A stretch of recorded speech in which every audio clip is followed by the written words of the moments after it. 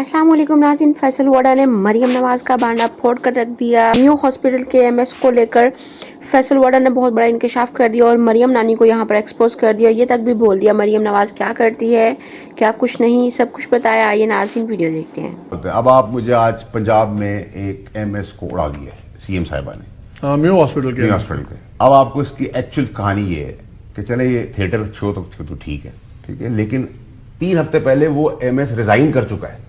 उसको रेजिग्नेशन उसको एक्सेप्ट नहीं किया। 3 अरब रुपए का खसारे में वो हॉस्पिटल, दवाइयां कैसे कोई कॉन्ट्रैक्टर देगा? जो दवाइयां सप्लाई करता है उसको 3 अरब आउटस्टैंडिंग है, जितने भी लोग हैं वहां। तो दवाइयां नहीं होगी तो एमएस जो अपने बाप के घर से लाके दवाइयां पूरी करेगा? जब दवाइयां होंगी नहीं तो कहां से देगा? सारे पेशेंट शोर करेंगे। आपने उसको कहा फायर और मैं अरेस्ट करा दूं। अगर आप कोई आने से पहले यही नहीं पता, आपका होमवर्क ही नहीं, ठीक है, कि आप यहां दवाइयां इसकी शॉर्टेज के पैसे नहीं दिए, आपने एड्रेस नहीं किया इशू को, बट अगर आपने सिर्फ ऑप्टिक्स के लिए सारे काम करने हैं तो फिर जब मैं क्रेडिट देता हूं कि जो लोग काम सीरियसली कर रहे हैं फिर सब नाराज भी होते हैं। अगर मैं भी जमहूरियत करता हूं तो मैं अपनी जमहूरियत हिस्से के अंदर अगर मेरी मिसाल बेग साहब से अगर मैं कहूं कि 1.25 अरब रुपए कहते हैं सेनेट की सीट है सपोजिटली, तो मैं तो 70-80 अरब रुपए तक पाकिस्तान को वापस कर चुका हूं। ठीक है, मैं क्लैरिटी रखिए ना, आप अपना हिस्सा डाल दें, आप ऑप्टिक्स के लिए कर दें, आप ऑप्टिक्स के लिए कुछ भी कर दें, मैं आपके सूट पे आपका रुमाल निकाल लूँ, आप डाई पकड़ लूँ, इसका ऑप्टिक बन जाएगा, ये सोशल मीडिया पे हिट हो जाएगा। लेकिन इससे मुल्क तो नहीं चल रहा। मुल्क चलेगा जब आप नई सोच के लोग लाएंगे। जो बेग साहब काम कर रहे थे आज इनका बेटा कर रहा है। आप बेग साहब कहे सारी जिंदगी मैं ही करूंगा, तो बेटा आएगा ज्यादा आगे बढ़ाएगा, लायक होगा। और अगर नालायक होगा तो बेग साहब कहेंगे इसकी जगह किसी प्रोफेशनल को रख लो। ठीक है, हमारे हम ये दुनिया का तरीका ये थोड़ी है कि मेरे नाम का गोगी लगेगा, खान लगेगा, शरीफ लगेगा, फलान लगेगा तो ही जमहूरियत चलेगी। इसके अलावा जमहूरियत का जनाजा चल ही नहीं सकता। वही शक्लें, वही पुराने। इन पॉलिसी मेकर्स ने पिछले 75 सबके सब सारी पॉलिटिकल पार्टीज इंक्लूड पीटीआई सबको टाइम मिला है, सबको टेन्योर्स मिले हैं, 3 साल मिला, 5 साल मिला, 15 साल मिला, 20 साल, 25 साल मिला। क्या डिफरेंस इन्होंने क्रिएट किया? चले वाडा साहब, आप बड़ा क्रिटिसाइज करते थे पीटीआई के साथ, ये होगा, ये नहीं होगा, सब कुछ होगा। बहुत ज्यादा हमारी बात होती थी अपने दोस्तों के साथ जो अमेरिका में हैं, पीटीआई के दोस्त भी हैं, दूसरे भी हैं। दे वर वेरी कॉन्फिडेंट कि ट्रंप आएंगे तो चीजें देखेंगे, कॉल होगी, सब कुछ। कॉल तो आ गई, लेकिन वो जरा उल्टी कॉल चली गई। अब गवर्नमेंट बहुत ज्यादा खुश है। देखें, डोनाल्ड ट्रंप ने अभी तक किसी की तारीफ नहीं की, हमारी तारीफ की है। उनका नेशनल सिक्योरिटी एडवाइजर डार साहब को फोन करके बातें कर रहा है, सेक्रेटरी डिफेंस उनका सब कुछ कर रहा है। कल मैंने सलमान अकरम राजा साहब थे मेरे शो में, मैंने उनसे पूछा, उन्होंने कहा ठीक है पाकिस्तान के लिए बड़ी अच्छी चीज़ है और ये एक इवेंट बेस्ड चीज़ें हैं, इसका अभी लॉन्ग टर्म इम्पैक्ट उस तरह मत देखें जिस तरह सारे एक्साइटेड हैं। अब एक सवाल उठ रहा है कि क्या ये एक बहुत बड़ा इशू अब ओवरटेक कर रहा है तमाम इश्यूज को, टेररिज्म का, और ये अब मामूली चीज़ नहीं रही जिस तरह जिस इंटेंसिटी से शुरू हो गया काम। साथ ही रियासत से तसादुम की पॉलिसी चल रही थी अभी तक पीटीआई की, खान साहब की। क्या वो पॉलिसी अब नाकाम हो गई है? क्या अब कोई और ऑप्शन करना पड़ेगा कि अब हम वो भी एक जगह फंस गए हैं, गवर्नमेंट अपनी जगह फंसी हुई है, तो खान साहब की पॉलिटिक्स भी फंस गई है एक जगह? बहुत शुक्रिया सर।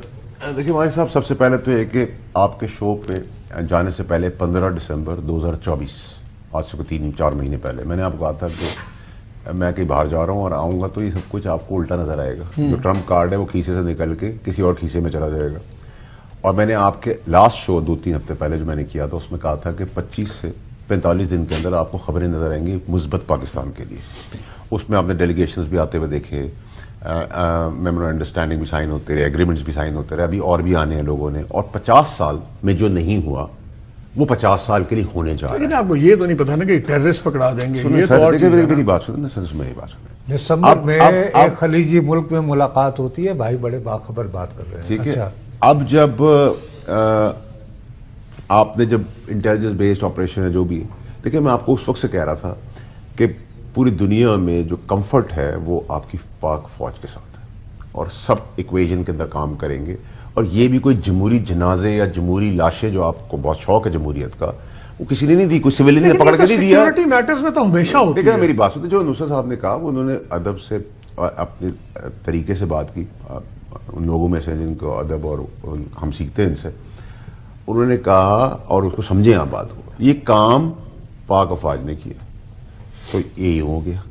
हमारा कॉमन ग्राउंड है टेररिज्म, हमें भी अपनी साइड को देखना, उनको भी अपनी साइड। और ट्रंप इंतजामिया जो है वो तारीफ किसी करती नहीं, पाकिस्तान की तारीफ कर रही है। उन्होंने किसी को सिविलियन को तो फोन नहीं किया। अब उसमें आप शाम महीने बजाएं میں بجاؤں, یہ بجائیں, وہ بجائیں, بیگ صاحب بجائیں, وہ آپ کی مرضی ہے. میرے لیے پالیٹکس ارریلیونٹ ہے. پی ٹی آئی ارریلیونٹ ہو چکی ہے. خان صاحب ڈسون کر دیے گئے ہیں پی ٹی آئی کی طرف سے. ان کے لیے کوئی چیز آگے ہے نہیں, کوئی ٹرمپ کارڈ نہیں ہے. جو کانفیڈنٹ تھے وہ ختم ہو گئی کہانی, ٹھیک ہے, چیپٹر از اوور. اب آپ یہ نانسنس, اگر آپ پولیٹیکل ڈیموکریٹک سسٹم کی بات کریں گے ارریلیونٹ, آپ اپنے بیٹ کا کام کر دیں.